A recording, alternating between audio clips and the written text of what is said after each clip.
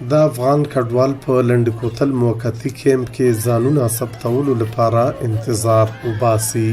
دلته د ملک یو شمېر برخو نه افغان سټیزن کارډ لرونکي کډوال راوړل کیږي او بیا له دې ځایه په تورخم دروازه افغانستان ته وړي. مخ ورو له ټکسلې نه رالو او د شپې راووتو، نو اوس دلته راورسېدو. تقریبا داسې یوه هفته موږ ډېره سرګردانه تېره کړې، بالکل ډېره، تقریبا 4 ورځې هلته تېرې کړې. بیا کله خپل کور ته او کله د بل په کور کې دام کول، او په خپله خو ډېر سخت تکلیف کې وو او ډېر تنګ سو، تریخ حالات وو، کورونه پاتې سو. د لنډ کوتل موقتي کیمپ منتظمین وایي چې د اپریل لومړۍ نیټې نه تر 10مې نیټې پورې څه باندې 34,000 افغان کډوال په تورخم دروازه افغانستان ته ستانه شوي.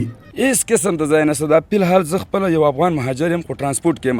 فلحال ما سره دغه سوچ دی چې زه سبا دا ورځ په ما هم راتلونکې ده چې زه سبا راځم، ما سره د اوسېدلو ځای نه دی معلوم چې زه به چېرته پاتې کېږم، زه به چېرته اړم.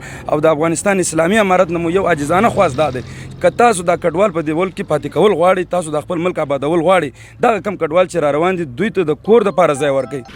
د پاکستان وفاقي حکومت افغان سټیزن کارډ لرونکو کډوالو ته د مارچ 11مې نیټې مهلت ورکړی و چې له دې ملکه دې په خپله خوښه ووځي، او دوی ویلي وو چې دا ګام یې د ملي امنیت لپاره مهم دی.